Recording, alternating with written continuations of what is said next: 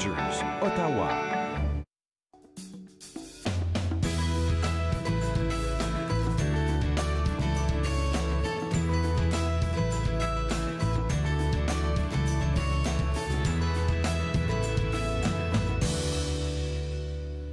Bonjour et bienvenue entre nous, exclusivement sur les ondes de TV Rogers. Je suis Catherine Marion. Il me fait plaisir de passer la prochaine heure avec vous. J'ai la voix un peu bizarre, vous avez peut-être remarqué. Oui, c'est le rhume d'été, comme disait ma mère, un rhume d'été. C'est extraordinaire, mais ma petite tasse de thé, des invités super intéressants, l'heure va passer super bien quand même, c'est promis. Je voulais vous parler d'un spectacle. Un spectacle haut en couleur vous attend. Le Conseil des écoles catholiques du Centre-Est, alors le CCE, a le plaisir de vous inviter à l'édition 2018 de Culture en fête. C'est un spectacle de talent grandiose portant cette année sur le thème « Tout feu, tout flamme ». Les élèves de 14 écoles du CECCE y participeront aux côtés de l'artiste franco-ontarien Damien Robitaille. Alors, le spectacle aura lieu le mardi 5 juin, donc la semaine prochaine. Hey, déjà juin, hein, la semaine prochaine, même si je crois que vendredi c'est le 1er juin. Alors, mardi le 5 juin, dès 19h, au Collège catholique Samuel Genet. Les billets sont en vente dès maintenant, seulement 5 $. Alors, veuillez noter qu'aucun siège ne sera réservé, donc ce sera premier arrivé, premier servi. Et si vous allez à écolecatholique.ca, vous allez pouvoir acheter vos billets à cet endroit. Le 21 mai, des étudiants en musique de la région de la Capitale-Nationale, âgés entre 16 et 24 ans, se sont disputés des prix totalisant plus de 20 000 $ à la 38e édition annuelle du concours de la bourse de l'orchestre du CNA. Alors, les lauréats de cette année sont, on a eu une bourse orchestre du CNA de 7 000 $, a été donnée à Alissa Klebanov en alto, son instrument c'est l'alto. Prix de la Fondation Harold Crabtree, c'est un prix de 5 000 $ à Maria Krstic, elle jouait le violon. Prix des amis de l'orchestre du CNA, 3 000 $, Jacob Vandersloot, aussi un alto. Prix Vic Palmer de l'orchestre du CNA, 2 000 $, Talia Hatcher, contrebasse. Et le prix Strudavant pour trait d'orchestre, 1 500 $, c'était à Aïssa Klebanov, alto. Et un prix Piccolo, 1 000 $ à Ethan Balakrishnan, qui jouait le violon. Il y a eu des mentions d'honneur aussi, 250 $ chacune. Austin Wu au violon, Blythe Allers au violon et Liam McIntosh à la violoncelle. Alors, les candidats ont été jugés d'après la qualité de l'interprétation qu'ils ont offerte de courts traits d'orchestre et de mouvements d'un concerto ou d'une sonate de leur instrument. Le concours de la Bourse 2018 était ouvert aux jeunes interprètes d'instruments à cordes et de harpe, alternant d'une année à l'autre avec les instruments à vent, de cuivre ou de percussion. Alors, pour ceux qui... Parce que mon fils se dit, attends une minute, c'est pas juste ça. Lui, c'est un instrument de cuivre, ce sera l'année prochaine. Alors, assurez-vous de vérifier pour ces prix-là, parce qu'on ne sait jamais, vous avez peut-être le talent de participer à ce concours. Le jury, présidé par Roderick Bell, qui est un membre non votant, était formé de 5 musiciens de l'orchestre du CNA et 2 juges invités. Alors, de l'Université d'Ottawa et un autre professeur de l'école de musique du collège Ithaca. Alors, ils étaient ensemble pour juger. Les amis de l'orchestre du CNA remettent par ailleurs un autre prix. C'est le prix de l'interprétation par un jeune musicien. Alors, c'était 500 $, décerné au lauréat ou à la lauréate de la bourse de l'année à l'occasion du concert bénéfice du concours de la bourse tenu l'année suivante la réception de son prix. Alors, c'est un concours qui a été créé en 1979. Alors, ça fait très longtemps que c'est ici. Vraiment, c'était la première fois que j'en entendais parler. Ça a été créé par des musiciens de l'orchestre du CNA qui souhaitaient remercier les auditoires qui avaient soutenu l'ensemble au cours de sa première décennie d'existence. Il vise à reconnaître de jeunes musiciens qui ont un talent avec... qui ont un lien avec la région de la Capitale-Nationale et à leur fournir un soutien financier aux fins de perfectionnement. Alors, félicitations aux jeunes de notre région d'avoir gagné ces magnifiques bourses. Assurez-vous de vérifier quand sera le prochain concours et quel instrument sera accepté pour la prochaine année. Armure, Musée canadien de la guerre. C'est une nouvelle exposition nommée Armure, du 15 juin au 3 septembre. Alors, ça se passe à la Galerie Lieutenant-Colonel John McCrae. Alors, l'armure est bien plus qu'un moyen de protection. À toutes les époques et dans toutes les cultures, l'armure de qualité a toujours allié l'art, la technologie et la créativité. Alors, centrée sur l'exceptionnelle collection d'armes et d'armures datant de la Renaissance du Museo Stibert, de Florence en Italie et enrichie d'exemples modernes, cette exposition met en lumière différentes facettes de l'armure sur les champs de bataille et les terrains sportifs et aussi comme symbole de statut ou objet de la culture populaire.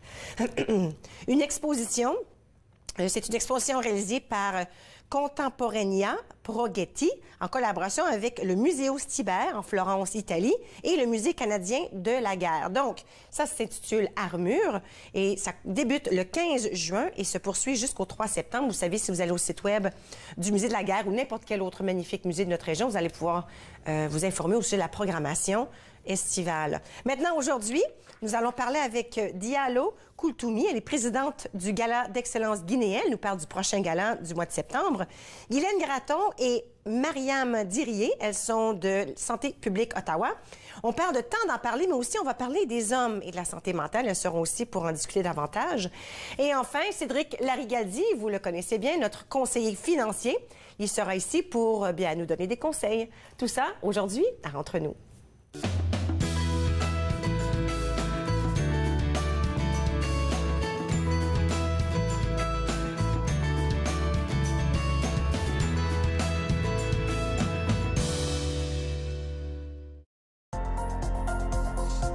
L'émission suivante vous est présentée par la télétransportée Rogers. Profitez du contenu exclusif gratuitement. Disponible au www.rogersanyplacetv.com. Bonjour, je suis Dustin Jihu, je suis un bénévole pour TV Rogers. TV Rogers m'avait appris à vraiment être meilleure personne d'équipe, puis aussi de me déjeuner un petit peu parce que j'avais du trouble avant avec des personnes, mais maintenant c'est plus comme, je suis plus confortable juste être avec des personnes. Quand j'ai commencé le semestre, j'ai pris des bons amis, puis c'est facile de faire des amis quand vous travaillez ensemble, puis vous allez pour la même chose.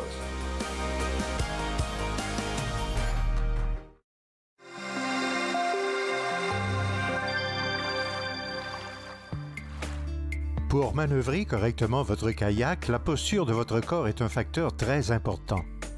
Tenez-vous bien droit et détendez vos épaules. C'est le torse qui accomplit la tâche. Les bras et les épaules transmettent votre énergie et votre force vers la pagaie.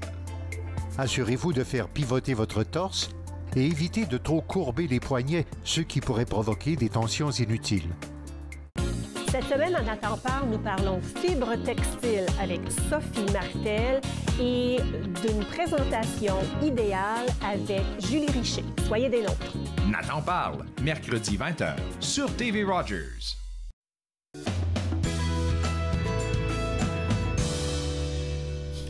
Vous êtes de retour entre nous sur les ondes de TV Rogers. Nous avons avec nous Guylaine Gratton, infirmière avec Santé publique Ottawa, et Mariam Dirié, étudiante stagiaire, poste à Rennes. Alors, tu étudies? J'étudie pour devenir infirmière. Exactement. Félicitations. Merci. On a besoin d'infirmières, ça, on le sait. Aujourd'hui, on a vu depuis quelque temps... Oui, depuis le début de l'année. Depuis le début de l'année, qu'on parle de temps d'en parler, un sujet tellement important. Peut-être qu'on peut se replacer aujourd'hui où on va aller avec ça. Parce que la campagne qu'on a parlé, ce sont des séries de vidéos sur la santé mentale. Et puis, la première série de vidéos a été conçue pour les parents, comment parler de santé mentale auprès de leurs jeunes. OK? La deuxième série de vidéos, c'était le programme de santé en milieu de travail qui a créé en collaboration avec la Commission de la santé mentale du Canada pour parler des 13 facteurs de la norme nationale sur la santé et sécurité psychologique en milieu de travail. OK. J'avais fait une série là, sur ces vidéos-là. Et puis, la dernière série sur laquelle là, se basent les chroniques mensuelles depuis le début de l'année. Oui. 5 vidéos sur la santé mentale, toujours, consistent de 5 vidéos. Oui. Stigmatisation, comment parler de santé mentale, résilience, le sujet d'aujourd'hui, les liens sociaux, comment améliorer ces liens sociaux, et le proche aidant, prenez soin de vous. OK. OK.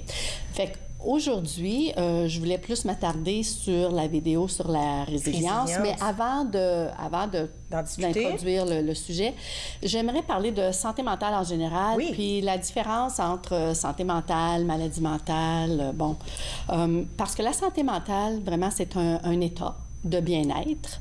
Et puis, pourquoi pas... Comment il est important, pour ça, c'est comme ça qu'on en est venu au terme « temps d'en parler ». Oui. On s'occupe de notre santé physique, bien, il est important de s'occuper de notre santé mentale. Parce qu'il n'y a pas de santé sans santé mentale. On peut avoir une bonne santé physique, mais si notre santé mentale n'arrache un peu, on n'est pas nécessairement en bonne santé. Oui, on ne se sent pas toujours très bien. Oui, c'est ça. Et puis, ça affecte notre santé physique et vice-versa. Donc, c'est un état de bien-être où la personne peut se réaliser, développer son plein potentiel, surmonter les tensions normales de la vie quotidienne, accomplir un travail productif, puis contribuer aussi à la vie de sa communauté. Ça, c'est ce qu'on entend par santé mentale. Donc, excusez, je me tiens à mes notes un petit peu, là. Pour la maladie mentale, eh bien, comme n'importe quelle autre maladie qui est diagnostiquée, donc la maladie mentale, pour dire être atteint d'une maladie mentale, on a un diagnostic. Oui, faut avoir un docteur nous a dit. Un docteur nous a porté un diagnostic selon les signes et symptômes. OK? Puis, parce que la maladie mentale peut entraîner d'importantes conséquences sur les pensées, les émotions, les aptitudes sociales d'une personne. Puis, elle peut avoir une incidence négative persistante là, si elle n'est pas traitée, sur le fonctionnement quotidien, là, si elle n'est pas traitée. Donc, par exemple, le diabète, l'organe pancréas est affecté. Maladie cardiaque, le cœur est affecté. Bien, les maladies mentales, c'est le cerveau qui est affecté. Donc, faut traiter la maladie mentale comme n'importe quelle autre maladie physique et puis aller chercher de l'aide le plus tôt possible, parce que le plus tôt possible qu'on peut justement avoir l'aide appropriée, soit médicaments, soutien, thérapie, on s'en remet plus vite. Donc, il est important, là, c'est pour ça qu'on dit temps d'en parler, en parler à une personne de confiance ou à un professionnel de la santé. Puis ce qu'on tente de faire, c'est déstigmatiser la chose. Exactement. Puis, à un moment donné, on a parlé de la stigmatisation entourant les maladies mentales. Et souvent, à cause de cela, bien des gens s'empêchent d'en parler ou d'aller chercher l'aide nécessaire, l'aide appropriée. Mais on peut avoir des problèmes de santé mentale sans avoir de diagnostic aussi. Là. On peut se sentir anxieux des journées ou peut-être une journée où on se sent déprimé. Cela ne veut pas dire que nous avons une dépression. Une maladie comme telle. Une maladie comme telle, parce qu'il y a des journées où est-ce qu'on se sent plus stressé que d'autres, mais ça ne persiste pas. C'est quand ces symptômes-là, signes et symptômes-là persistent qu'il est important là, de dire « Ah, peut-être que là, c'est pas... tu sais, je devrais peut-être aller voir, vérifier. » Oui, c'est ça. Puis quand on parle aussi de santé mentale, je parle de continuum. Un continuum, c'est... Au niveau de la santé mentale, ce n'est pas un spectrum où on voit maladie mentale d'un côté, santé mentale de l'autre. Vraiment, la santé mentale, c'est un continuum où est-ce qu'on peut se retrouver dans un des 4 cadrans et ça bouge avec le temps selon les situations, les facteurs qui affectent la vie d'une personne. Donc, on peut être atteinte d'une maladie mentale et avoir une bonne santé mentale. Et on peut avoir une moins bonne santé mentale sans toutefois être atteint d'une maladie mentale. Donc, puis ça bouge, ça. C'est ça. Fait que c'est pas la présence ou l'absence de maladie qui va déterminer notre santé mentale. Ça, c'est très important, ça. Oui. Donc là, j'aimerais, si on peut, peut-être montrer la petite vidéo, parce que j'aimerais toucher la résilience. Puis on peut en parler. OK, alors voici, on regarde ça. Question d'apprendre. La résilience n'est pas le résultat d'une vie parfaite. Cela ne signifie pas que nous devons être heureux tout le temps. En fait, c'est normal d'être triste ou fâché pendant les moments difficiles. La résilience, c'est plutôt notre façon de faire face aux défis et de les relever. Pas mal comme aptitude, non? En effet, selon les recherches, la résilience nous aide à nous remettre plus vite d'une maladie, à vivre plus longtemps et à obtenir de meilleurs résultats dans nos activités quotidiennes. Les personnes résilientes ont aussi des relations plus harmonieuses et plus saines.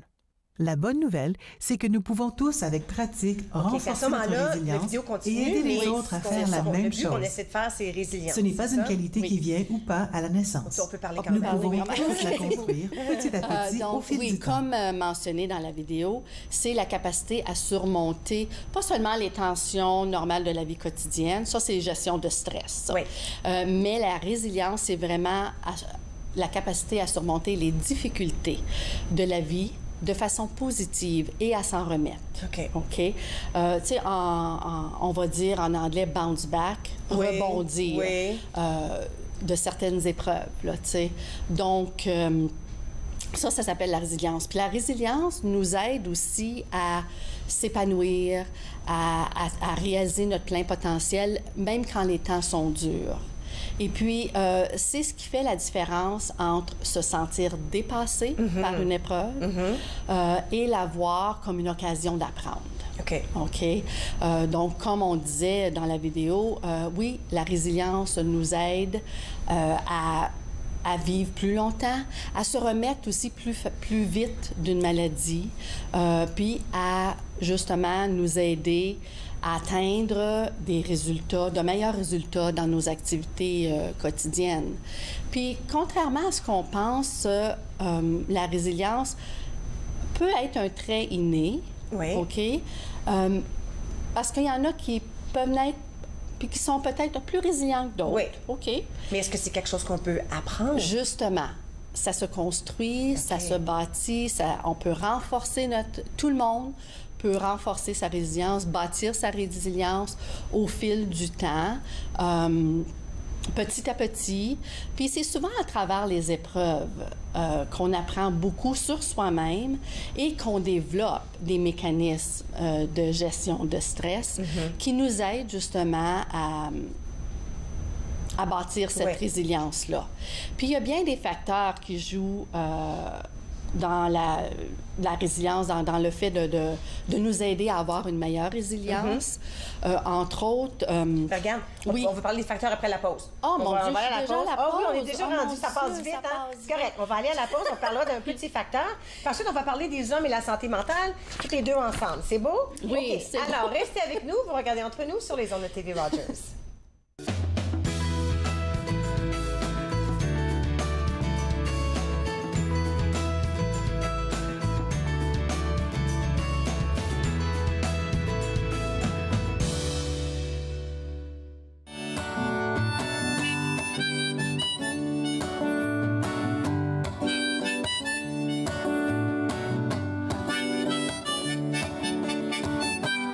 Si j'arrivais à tenir le rênes, piétiner tout ce qui me gêne, au moins m'agripper. Mais Justin, serre avec les jambes, guide avec ton âme, tu y arriveras. À jamais j'allais jurer c'est arrivé. À jamais je chanterai ton envolée. À jamais tu resterais une de mes rêves. À jamais, à jamais.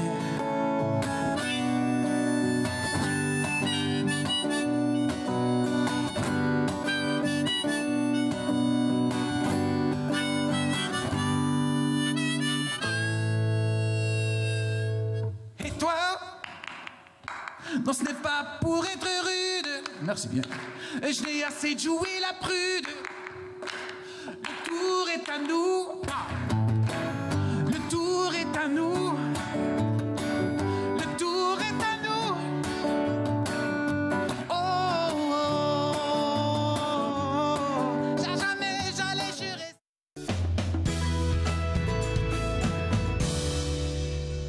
Vous êtes de retour entre nous sur les ondes de TV Rogers. On discutait avec Guylaine Gratton et Mariam Dirier au sujet de la santé mentale. Puis juste avant la pause, on parle de résilience et certains facteurs. Oui. Puis là, j'aimerais juste conclure ce petit bout-là pour discuter de quelle façon peut-on justement améliorer sa résilience, renforcer sa résilience.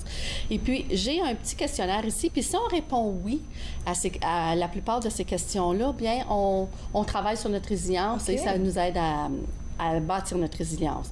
Donc, en période difficile, je demande de l'aide à des amis, la famille, collègues, voisins. D'accord. OK. Je crois que je peux apprendre d'une expérience difficile. Lorsque je suis stressée, je prends quand même du temps pour moi-même. OK, ça, c'est très important. Aussi, quand je suis stressée, j'essaie de vivre une vie normale. OK? Faut pas négliger ce facteur-là. J'ai un réseau d'appui solide. Ça aussi, c'en est un autre. Après un événement, je peux lâcher prise et aller de l'avant. Je m'adapte bien au changement et je tente de vivre dans le présent et de profiter d'apprécier les bonnes choses de la vie. OK. C'est un bon quiz, ça. Oui, j'ai beaucoup aimé ça. On l'utilisait dans les milieux de travail pour justement...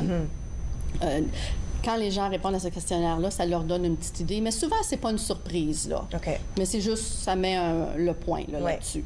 Et aussi, la pleine conscience. Ça, c'est un moyen qui nous aide à bâtir notre résilience. Et les liens sociaux. Les liens sociaux sont très, très, très importants. Ne pas s'isoler. Donc, puis là, aujourd'hui, je voulais...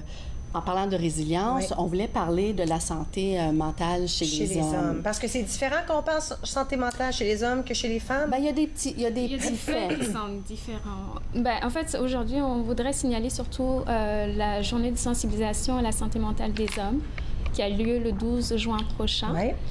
Puis, c'était important de parler de la santé mentale des hommes parce qu'il y a un constat qui est paradoxal. C'est-à-dire que beaucoup de femmes se font diagnostiquer pour des problèmes de santé mentale, mais c'est davantage les hommes qui meurent par suicide. Ah oui, hein? Oui. Donc, est-ce qu'on croit que c'est parce que les hommes ne vont pas rechercher de l'aide, peut-être? C'est pour cette raison? C'est un des facteurs. Un des facteurs, c'est ça. Ils sont moins enclins à aller demander de l'aide quand c'est nécessaire. Et il y a deux raisons principales. Une des raisons principales, c'est qu'il y a quand même une socialisation du rôle de l'homme qui est encore très stéréotypée. Donc, le rôle de l'homme, il est encore vu comme le pourvoyeur de la famille. Il doit être fort, il ne doit pas pleurer. L'homme capable. Exactement. Ne pleure pas. Il ne pleure pas. Quand il a des difficultés, il doit toffer seul. Puis, rarement qu'il dit « je ne suis pas capable ». L'autre facteur, c'est qu'il y a une stigmatisation de la maladie mentale, comme on le dit souvent. Il faut savoir qu'il y a 42% des Canadiens qui hésiteraient à fréquenter un ami vivant avec une maladie mentale. Donc, c'est beaucoup. Il y a la peur du rejet, puis il y a la honte à divulguer si on a un problème de santé mentale. Donc ça n'incite pas à aller consulter. Puis il y a un autre fait aussi, c'est que quand les hommes ils vont finalement aller consulter, le diagnostic il peut être biaisé parce qu'ils ont un langage différent pour exprimer leur mal-être. Ah, ça, c'est vrai. C'est vrai. C'est un bon point. Oui. Ils vont parler de malaise vague. Nous, les femmes, on est plus enclines à dire je me sens triste, je suis anxieuse, j'ai peur.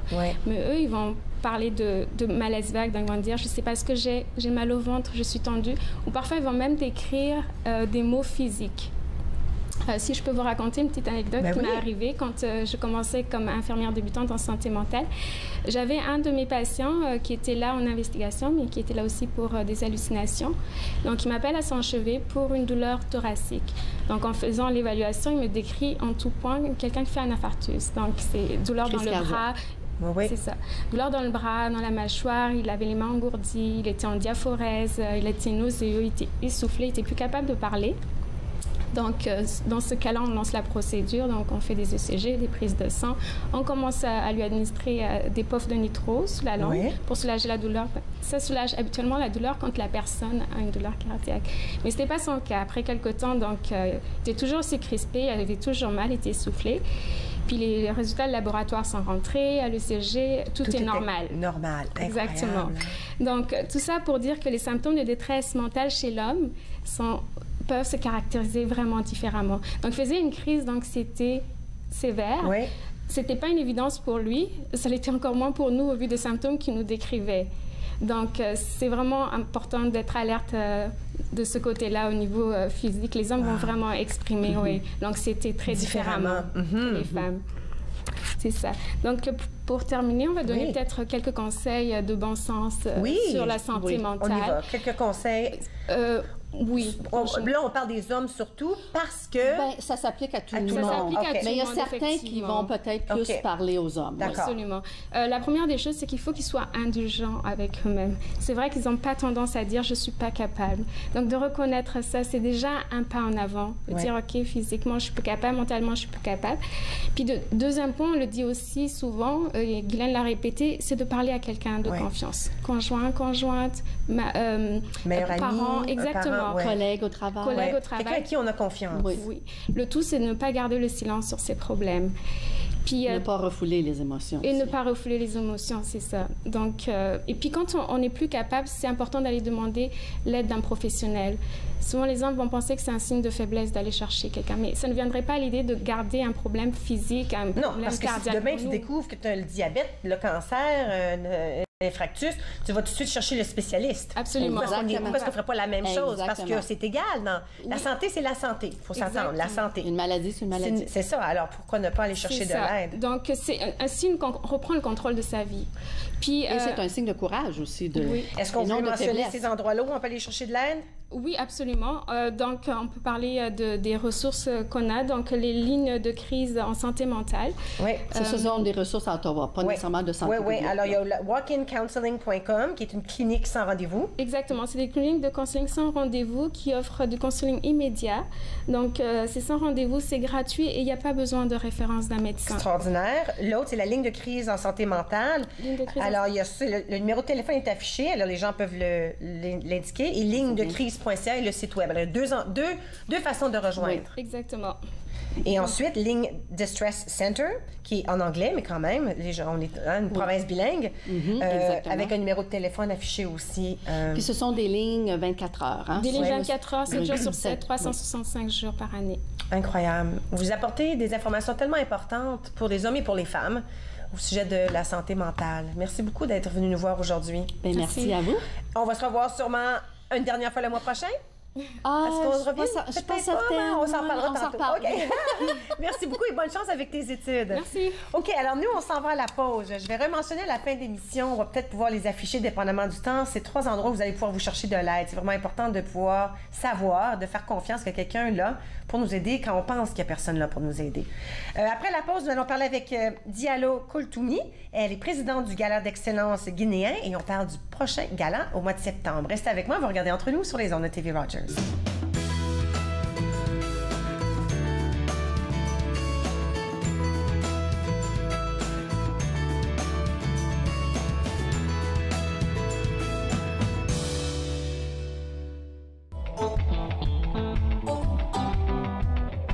Sous le soleil des affamés, lui s'en va le ventre plein.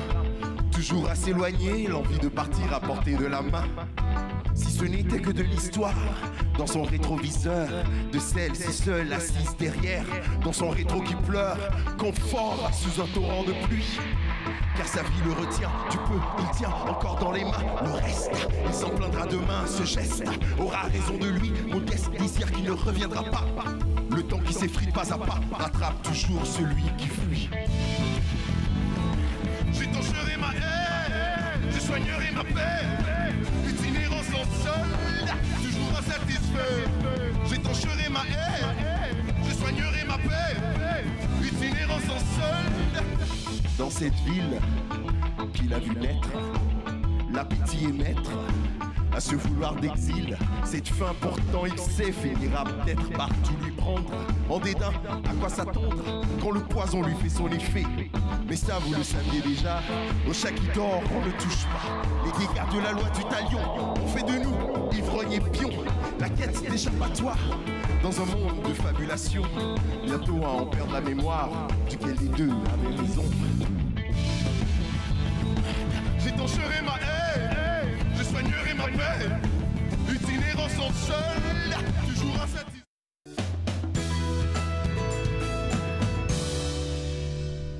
Vous êtes de retour entre nous sur les ondes de TV Rogers. On aime les galas. Moi, j'aime les galas. C'est toujours le fun. Ça veut dire que c'est une grande fête où on peut s'habiller très bien sur notre 36, comme on disait. Diallo Koultoumi est avec nous aujourd'hui, présidente du Gala d'excellence guinéen. Bonjour. Bonjour. Alors là, on veut parler du prochain gala qui s'en vient, mais peut-être qu'on peut décrire comment était le dernier et pourquoi on fait ce gala. Le Gala Guinée Excellence Award, ça se passe une fois dans les 2 ans ici au Canada. Alors, une fois aux 2 ans? Une fois aux 2 ans. Au Canada? Au Canada. OK. Plus précisément à Gatineau, pour le moment, Musée canadien de l'histoire. Parfait. Et puis, alors, le dernier s'est passé en 2016. Oui. Et puis, comment ça s'est passé? Un succès. Ah oui? C'était la première édition. Donc, on a commencé en 2016 suite à l'épidémie d'Ebola que la Guinée avait vécue. Je rappelle d'abord que la Guinée, c'est un pays de l'Afrique de l'Ouest. Oui. Donc, la Guinée et ses pays voisins avaient vécu de l'épidémie d'Ebola. Donc, nous, on s'est dit, au lieu de faire un levée de fonds, ça serait intéressant de ressortir l'excellence aussi, l'engagement, comme en tant que tel de l'être humain, parce que du coup, un peu partout dans le monde, on voyait un petit peu un côté de la stigmatisation qui ressortissait. Donc, on s'est dit, on va mettre les Guinéens d'origine ou des Canadiens d'origine guinéenne comme en avant en tant que tel, on allait les célébrer. Alors, le gala comme tel, il y a l'implication de la communauté, vous donnez aussi des prix. Quel genre de prix est-ce que vous donnez lors du gala?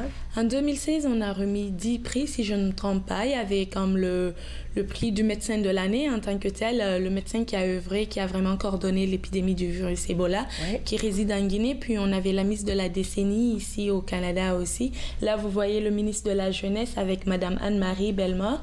C'est une dame qui a beaucoup aidé la communauté guinéenne. Au-delà de célébrer seulement des gens originaires de la Guinée, on célèbre aussi des amis de la Guinée parce que Madame Anne-Marie Bellemare, elle a été impliquée pour la communauté guinéenne à Montréal et au Canada en général. Elle a défendu certains immigrants et les aide aussi dans leur intégration ici au Canada. Incroyable. Alors, maintenant, ça a été un succès. 2016, on sait que c'est un succès. Et là, maintenant, on se prépare pour 2018. Est-ce qu'on se prépare pour 2018 depuis 2016? Oui. Oui, hein? Oui. Depuis le lendemain du gala, on a commencé à préparer 2018 parce que c'est après le gala, on a décidé de le maintenir une fois dans les 2 ans. Après le succès de la première édition, vu qu'au-delà d'être un gala au niveau de la dimension nationale du Canada, il a aussi été reconnu comme un gala au niveau international pour la diaspora guinéenne. Donc, en 2016, dès le lendemain du gala, on s'est dit, on le fait une fois dans les 2 ans. Oui. Ici, dans notre ville, c'est aussi une autre façon de le montrer, de montrer les Guinéens qui vivent en Guinée que la communauté guinéenne au Canada, elle est bien impliquée en tant que telle, ressortir ses valeurs. D'ailleurs, dans le comité cette année, on ressort une des priorités du Canada qui est la mise en avant de la femme en tant que telle, parce que c'est un comité qui est composé entièrement des jeunes filles. Ça a été d'ailleurs, c'est une des valeurs aussi, c'est une des causes que notre président de la Guinée, le professeur Alpha Condé, prône en tant que tel, c'est de mettre les femmes en avant. Et aussi, autre chose qu'on reflète du Canada, c'est la diversité en tant que telle. Là, on a vu tantôt Madame Anne-Marie qui recevait son prix, mais aussi dans le comité organisateur, on a des membres qui sont pas seulement originaires de la Guinée, qui sont des Québécoises, des Canadiennes, mais d'origine du Cameroun, des Antilles en tant que telles, qui s'impliquent beaucoup pour l'université, pour le succès du gala. Dans le comité aussi, c'est une autre façon de mettre en avant ce que nous apprenons à l'école, parce qu'il faut rappeler que dans le comité ou même dans l'organisation en tant que telle, la valeur du gala, la grandeur du gala, c'est aussi de voir ces jeunes étudiants mettre en avant leurs compétences en tant que telles, ce que nous avons appris à l'école en exercice. Donc, si je prends l'exemple sur la coordonnatrice de cette année, qui est une étudiante en 2SS, en gestion de projet en tant que telle, donc, elle coordonne l'événement, elle applique ce qu'elle apprend à l'école. Et ici, vous voyez bien les hôtesses de 2016 en tant que telles. On reflète la diversité de notre beau pays d'accueil, le Canada. Puis on reflétait aussi que les femmes en tant que telles, on sait tous le port du voile, comme on s'est reflété en société, mais ces femmes peuvent bien faire quelque chose. Elles sont bien impliquées dans la société. Au-delà, elles ne sont pas mises à côté parce qu'elles ne portaient pas des longues robes de gala, mais aussi avec le voile. C'est pas toutes des femmes voilées, mais elles ont décidé de mettre le symbole. Tellement beau. Bon, ici, il y avait Le théâtre de 2016 aussi, elles ont reflété comment, lorsqu'on quitte la Guinée, on arrive ici. La plupart lorsqu'on quitte notre pays d'origine, on arrive ici. Les parents se battent en arrière-côté pour nous aider, pour qu'on accomplisse. Donc, les filles reflétaient comme l'intégration aussi, l'hiver, le changement de climat. Oui, je suis certaine qu'arriver de Guinée au Canada, surtout quand on est rendu décembre, janvier, février, c'est pas évident.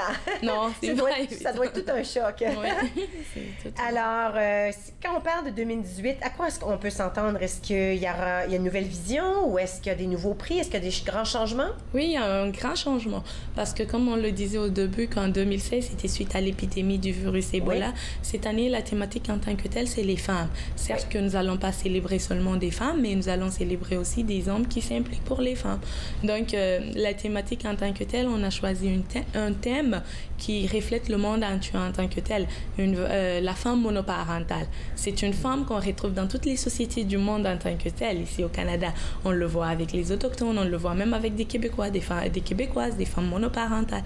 Et en Guinée ou en Afrique ou dans les pays sous-développés, on retrouve souvent aussi ces mêmes femmes qui se battent très fort en tant que telles. D'ailleurs, dans la programmation, nous aurons l'honneur de recevoir comme une petite vidéo d'une femme monoparentale en tant que telle qui témoigne.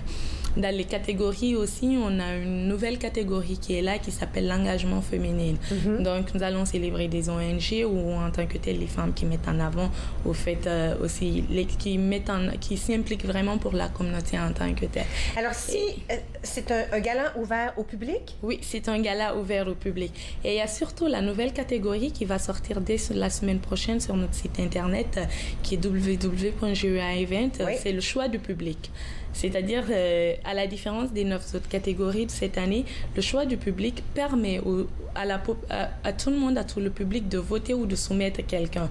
S'il n'y aura pas ce choix est laissé à la portée du public, pas à un membre d'un comité de jury en tant que tel. Donc, on permet aux gens de soumettre, quelle que soit la profession, quelqu'un que le public va choisir. Incroyable. Et si on veut, je dois aller à la pause, mais si on veut des billets, on peut aller à gea.events. Exactement. .com. Non, www.gea.events. C'est tout. Ouais. Merci beaucoup. Merci. Bon succès au mois de septembre. On s'en va à la pause. On revient dans un moment.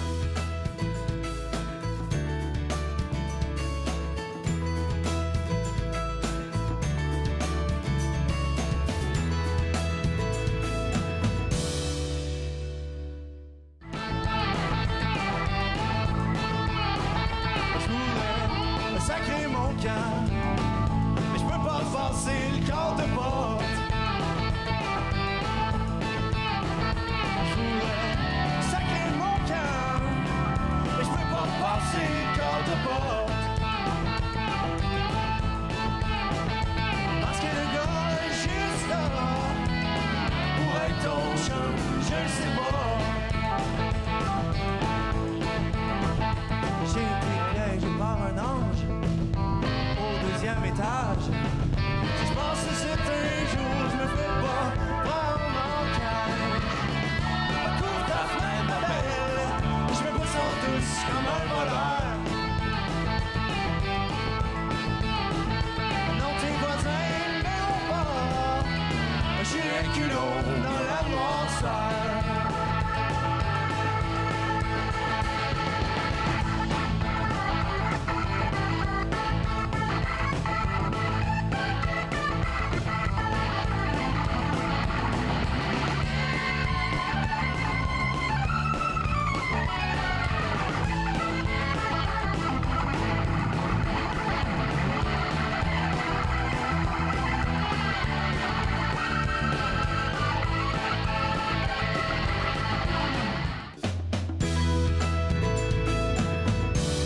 OK.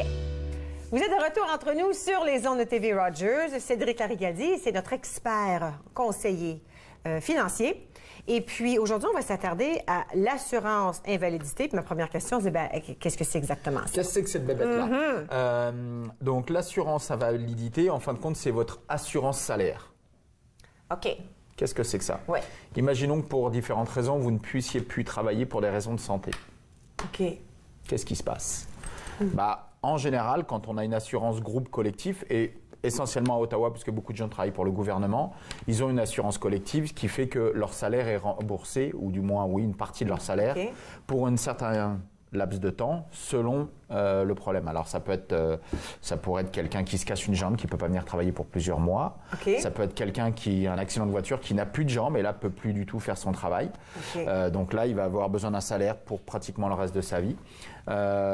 Et beaucoup de gens, on a eu une bonne éducation sur l'assurance vie. Donc dès qu'on devait un petit peu indépendant, on achète une voiture, une maison, tout de suite on pense à l'assurance vie. Mais beaucoup de gens oublient l'assurance invalidité, qui est probablement aussi importante parce qu'on a plus de chances quand même de 20 à 50 ans d'avoir un accident que de décéder. Un accident, quand on parle d'invalidité, est-ce qu'on parle aussi genre attaque de cœur ou Ça peut être le cœur, ça peut être dû à du stress, ça peut avoir un accident de vélo, un accident d'automobile, n'importe quoi. Ça peut être un décès dans votre famille, votre époux décède. Comment vous vous ressentez le lundi matin? Il peut y avoir une crise de stress et pendant 6 mois, vous n'êtes plus capable de travailler. Il peut y avoir des problèmes de dos, il peut y avoir... C'est vraiment très, très large. Mais ça fait partie... Si on parle des gens qui travaillent au gouvernement, la plupart d'entre eux, ça fait déjà partie de leur package, si on veut. Exactement. Mais la personne qui appartient à une petite entreprise... Peut-être n'a rien. Peut-être, oui. Alors peut-être à réfléchir, ça. La première chose, moi, ce que je dis, ce qu'il faudrait faire, c'est comme votre police d'assurance voiture ou maison... Allez regarder de temps en temps, quand vous commencez, vous recevez un petit livret avec toutes vos assurances. Allez voir comment votre assurance fonctionne. Parce que ce n'est pas le jour où vous en avez besoin de dire « Ah, si j'avais su, j'aurais fait différemment ». Donc, en général, c'est selon les institutions de 66 à 70% de votre salaire. Donc déjà là, vous allez avoir un cut. Okay. Voilà. Donc déjà, on n'aura pas 100%. C'est déjà bien d'avoir 66%, mais dans certains cas, ça peut être taxable. Dans la majorité des cas, ça ne l'est pas. Okay. Mais c'est toujours bon de vérifier si je reçois de l'argent. Déjà, je vais recevoir moins. Est-ce que je vais être taxé ou pas? Oui, parce que là, c'est encore moins. Encore moins. Est taxé. Donc là, ressources humaines. On appelle ça ressources humaines. Si on est une petite entreprise, on demande au propriétaire de l'entreprise. Si vous êtes 3 ou 4, il le sait. Et puis il va vous dire, non, t'inquiète pas. En général, la majorité des cas, vous ne payez pas de taxes. Mais il faut mieux le savoir avant.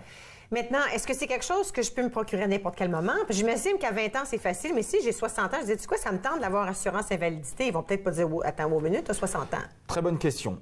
Qu'est-ce qu'il vous faut pour avoir une assurance invalidité? Ça paraît bête comme ça, mais il faut un salaire. Puisqu'on protège un salaire. Ah oui, c'est vrai, OK, ça a du sens. Absolument. Donc, okay. Ça veut dire quoi un salaire? Vous pouvez gagner beaucoup d'argent et pas avoir de salaire du tout. On prend un entrepreneur qui prendra des dividendes. OK. Il ne paye pas les taxes de la même façon puisqu'il n'a pas de salaire. Ce n'est pas un revenu. Okay. Donc, dans certains cas, je ne dis pas dans tous, mais dans certains cas, l'assurance ne prend pas compte des dividendes. Elle prend juste votre T4. Combien vous avez fait votre T4 Ensuite, ça dépend aussi de quelle façon vous travaillez. Quelqu'un qui travaillerait sur les toits ou dans les chantiers a plus de risques de devenir invalide qu'un avocat ou quelqu'un ou une secrétaire dans un bureau. Donc là, les risques qui sont associés à ça, ça veut dire que le prix peut être différent. Okay. Donc c'est toujours bien d'aller voir soit ses ressources humaines pour voir, OK, est-ce qu'on peut avoir plus, comment, ou sinon d'aller voir son agent financier. Si on n'en a pas, on peut aller voir ses parents. « Hey, papa, maman, vous, est-ce que vous avez votre agent financier ?» J'ai des questions à ce sujet-là. Parce que ce n'est pas lorsque vous avez 55 ans, vous dites, c'est toujours bien de le faire à 55 ans plutôt que plus tard, mais il faut le faire le plus tôt. Surtout qu'une fois que vous n'avez plus de salaire, ça s'arrête, vous n'avez plus couvert. Donc si vous êtes en retraite à 50 ans ou 55 ou 60, vous n'avez plus besoin de cette couverture-là parce qu'elle protège votre salaire. Okay. Le jour où il n'y a plus de salaire, il n'y a plus rien à protéger. OK. Alors à ce moment-là, j'avais une question, puis là, ça m'échappe. C'est pas grave. OK, quelque chose arrive. Oui.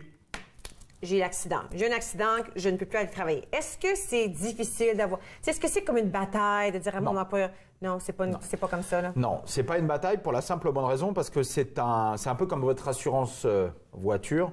Malgré, c'est pas toujours facile, mais c'est un contrat qui est signé avec une assurance, une société d'assurance. Okay. Donc, une fois que vous avez signé vos contrats qui dit que telle et telle situation seront assurées, que vous êtes dans cette situation, ils payent. En général, elle commence à rentrer après 90 jours. Okay. Parce qu'on ne veut pas que, si par exemple, dit, moi je vais t'assurer dès le jour 1 de mon invalidité, on est tous invalides une journée dans notre vie. Oui. Je me suis fait un petit bobo, je me suis brode. Ouais, mais ça va vous coûter une fortune parce qu'ils savent qu'ils vont vous faire des réclamations tout le temps. OK. Par contre, une bonne moyenne en général, c'est à partir du 91e jour. Donc à partir de 91 jours, vous êtes toujours invalide. Là, on sait que si vous êtes toujours invalide au bout de 91 jours, c'est que ça va durer longtemps. Okay. Parce que quand ça fait 3 mois que vous êtes à l'hôpital et puis que vous ne pouvez pas y retourner travailler, c'est qu'il y a quelque chose de grave. En général, 3 mois à l'hôpital, c'est qu'il y a quelque chose de grave. Donc ça, on essaye toujours de, pareil, quels sont vos besoins? Est-ce que vous avez besoin à court terme, des besoins à long terme? Oui, parce que j'allais dire, peut-être que c'est quelque chose, puis dans 100 jours, je peux retourner au travail, même si c'est à temps partiel. Mais il y a d'autres choses qui arrivent, c'est très, très sérieux, et puis peut-être que je ne pourrai plus jamais retourner au travail, ou du moins pas où je l'étais. Alors, est-ce que ça m'aide à travers toutes ces années-là? Est-ce qu'il y a une limite? Disons que ça m'arrive à 25 ans. J'ai un salaire depuis j'ai 18 ans, disons, ça m'arrive à 25 ans, mais je ne peux rien faire. Est-ce que ça va me couvrir jusqu'à ma retraite? Très bonne question. Alors, on parlait que c'était suivant votre salaire et selon votre travail. OK. En général, le groupe Benefit, c'est 2 ans sur votre type de travail que vous faites. OK. OK? Donc, on imagine un chirurgien. Il se coupe 2 doigts. C'est fini pour lui. Il ne peut plus être chirurgien. Mais il est capable de faire plein d'autres métiers. OK. OK? Oui. Donc, selon, on va avoir votre travail uniquement ou tous les travails assurés. Ça veut dire que si vous n'êtes pas capable de faire ce travail-là, vous serez assuré sur la fin de vos jours. OK. OK? En personnel. En groupe Benefit, souvent, c'est 2 ans maximum. Compris. OK. Donc là, c'est toujours bien. Est-ce qu'on a besoin d'une personnelle et d'un groupe Benefit? Des fois, ça peut servir selon le type de travail que vous faites. Si vous savez que vous perdez 2 doigts et qu'à vie, vous ne pourrez plus faire ce travail-là, vous avez fait 15 ans d'études pour être neurochirurgien, il serait mieux, surtout que vous faites souvent des gros salaires, de bien être assuré. Parce qu'il vous arrive un truc à votre main, là, vous faites du golf et puis vous avez un tennis elbow et puis c'est fini, vous ne pouvez plus faire ce métier-là. Moi, je suis agent financier. Si je perds mes 2 mains, ça va être plus compliqué, mais je peux toujours faire ce métier-là. Compris. Donc, il y a vraiment, selon ce que vous faites et la façon dont vous le faites. Incroyable. OK. Assurance invalidité. Là, après ça, il y a assurance maladie grave, qui est différent. On va en faire ça après la pause. Parfait. Restez avec moi. Cédric reste aussi. Vous regardez entre nous sur les ondes de TV Rogers. Hop là.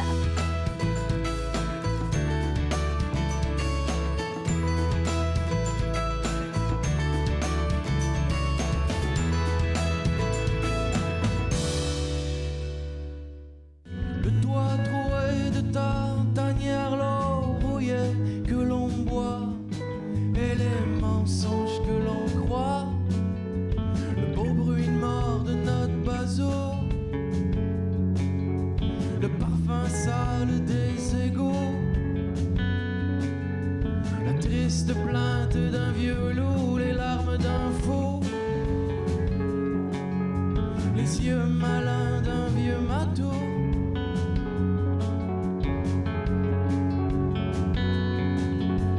Dis-moi ce qui te fracasse, les choses qui te menacent, les longues nuits d'hiver et les clés qui se cachent, les places qu'on arrache, les mots polis que tu connais par cœur, les mauvais sorts du bonhomme 7 heures et les regards que tu jettes ailleurs.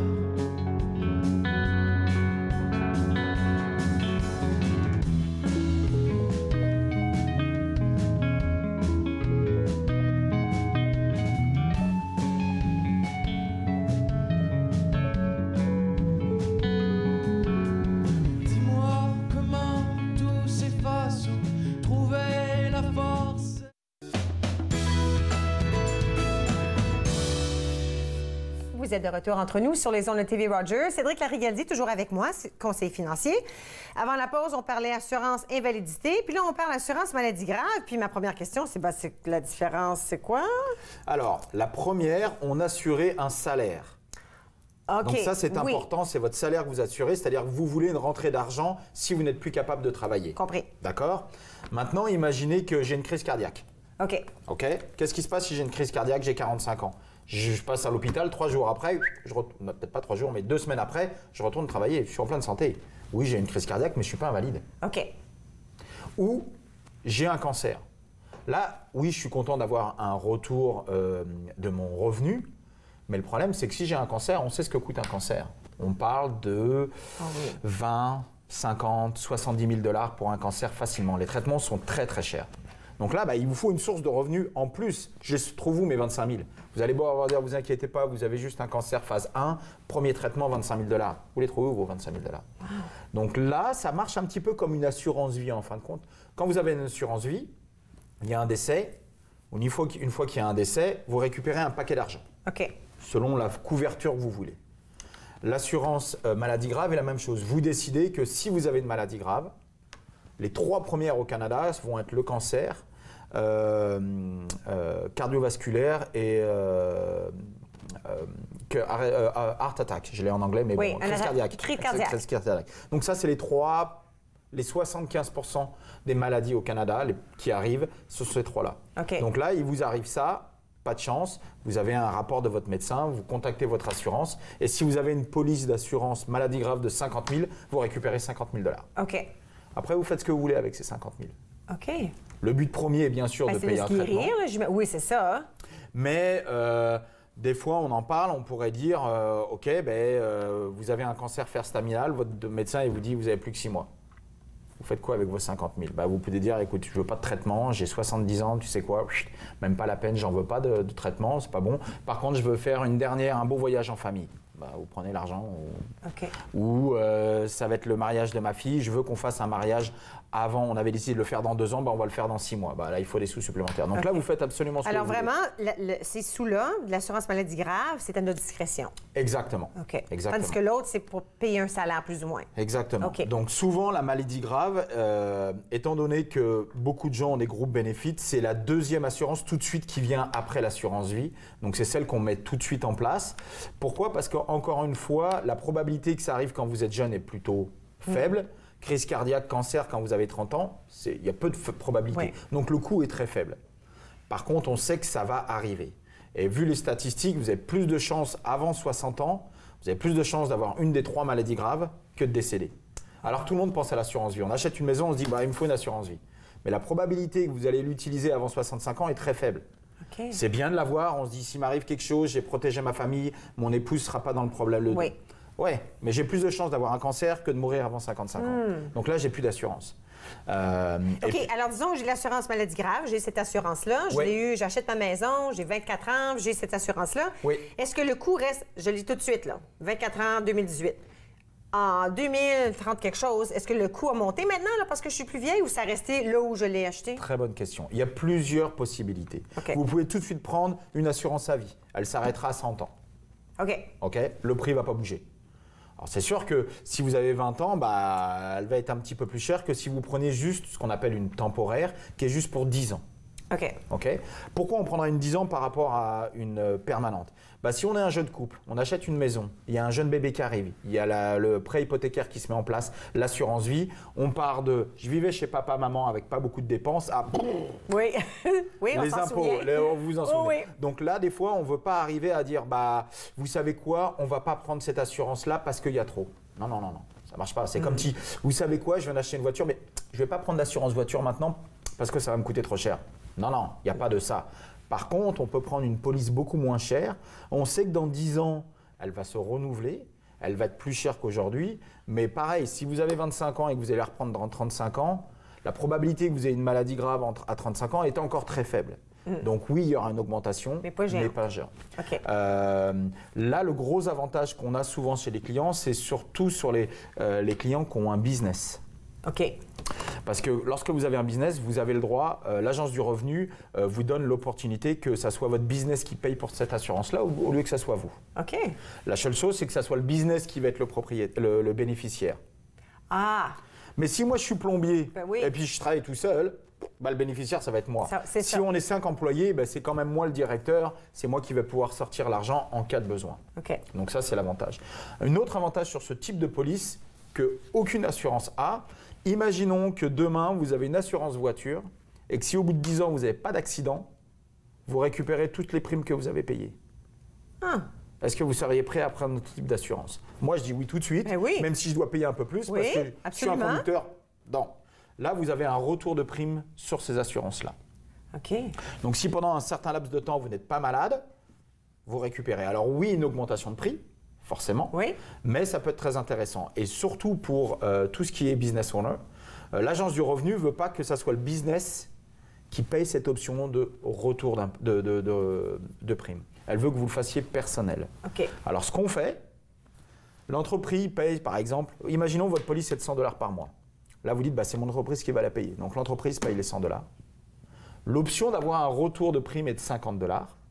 Donc vous payez personnellement 150, ce qui fait qu'en gros, elle revient à 150 $. 50 pour... qui est-ce qui va retrouver le retour de prime? C'est vous. Et vous allez récupérer 150. Parce qu'il y a eu 150 $ qui ont été payés à la prime. Donc ça, c'est un avantage aussi pour beaucoup de business owners. Ça peut être c'est une certaine façon de sauver de l'argent au lieu d'avoir un investissement.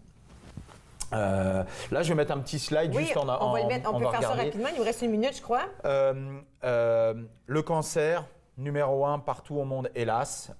Pourquoi? Parce que heart attack, en gros, il n'y en a qu'un. On a une crise cardiaque, on a une crise cardiaque. Ouais. Mais les cancers, il y en a au moins 26 différents. Ouais. Il peut y avoir breast cancer, il peut y avoir cancer des poumons, etc. Mais le cancer, c'est le numéro 1. Donc les gens, surtout si en plus dans votre famille, il y a eu des parents, des frères, des sœurs qui ont déjà eu des cancers. C'est dans la famille. Moi, je dis, appelez votre agent financier. Alors la grosse partie, là, ça c'est cancer, le gros bleu, d'accord. Ouais. Après, on a crise cardiaque et après, on a AVC qui est en orange. Mais vraiment, on a 70% des maladies. On peut avoir jusqu'à pratiquement 25 maladies qui seraient couvertes. Ça peut être Alzheimer, ça peut être vraiment des maladies plus complexes. Alors, qui peut acheter ça? Dans mon deuxième slide, à qui ça s'adresse? En général, souvent dans les personnes entre, on va dire, 25 et 65 ans, ou même 55, parce que c'est le moment où vous avez besoin d'argent s'il se passe quelque chose. Parce qu'il y a beaucoup de dépenses pour les enfants, pour la maison, etc.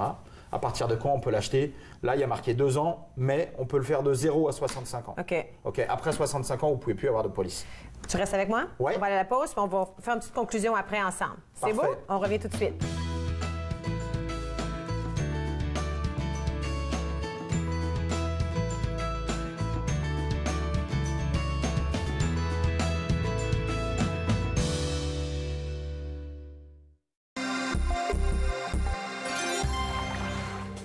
Un gilet de sauvetage ou un vêtement de flottaison individuel bien ajusté gardera l'utilisateur bien à flot, mais il importe de choisir la bonne taille.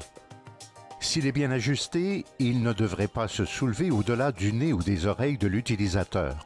Habituellement, pour le VFI gonflable, la taille est unique. Lorsqu'il est endossé, il importe de desserrer au besoin les courroies pour permettre un gonflage adéquat du gilet. À la prochaine émission de Ta carrière, ton histoire, on parle de leadership. Mathieu Gauthier et moi discutons comment devenir leader, pourquoi devenir leader, quel outil utiliser.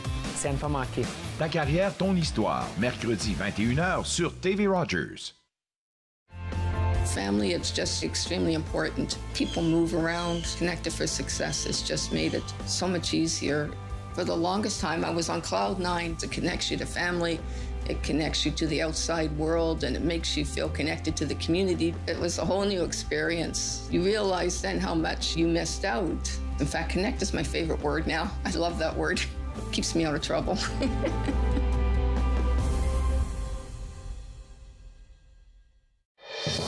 TV Rogers a réuni pour vous les candidats de la circonscription Orléans afin d'entendre leur programme électoral. La campagne locale, débat des candidats d'Orléans, ce soir 18h sur TV Rogers. Alors, avant la fin de l'émission, je tenais à mentionner encore les sites importants pour aller chercher de l'aide si on a besoin d'aide avec la santé mentale, la maladie mentale. Alors, il y en avait 3, walkincounseling.com. C'est une clinique de counseling sans rendez-vous. La ligne de crise santé mentale, alors le numéro de téléphone est là, lignedecrise.ca et Line Distress Center, qui est en anglais uniquement, avec le numéro de téléphone 238-3311. Alors, n'importe quel de ces 3 endroits peuvent vous aider, surtout si vous avez l'impression que vous n'avez personne à qui parler. C'est peut-être une bonne place pour commencer et d'aller chercher de l'information à ces endroits-là. Alors, si c'est le gala guinéen qui vous intéresse, le site web pour ça, c'est www.gea.events.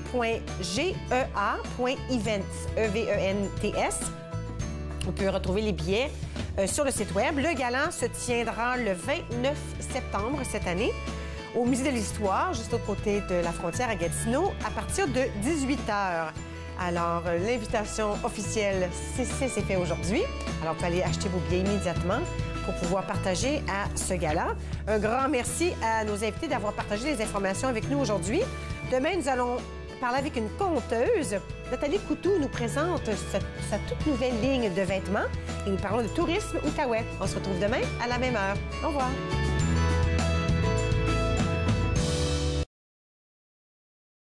Faites-nous part de vos commentaires en composant le 613-521-2323 par courriel sur Facebook et Twitter.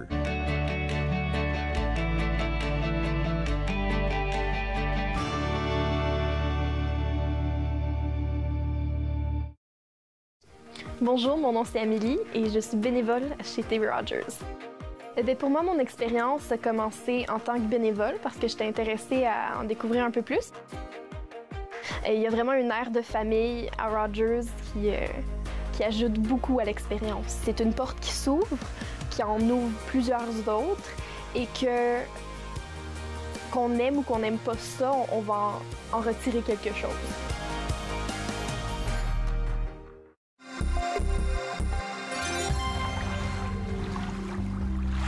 Les voies maritimes pour les bateaux motorisés, surtout ceux à fort tirant-eau, sont habituellement démarquées par des balises. La plupart sont rouges ouvertes et peuvent être flottantes, ce sont des bouées, ou encore sur la rive, des balises d'alignement. Une autre signalisation importante, le drapeau de plongée. Cela signifie qu'une activité de plongée est en cours et que vous devez maintenir une distance d'au moins 100 pieds de cet endroit.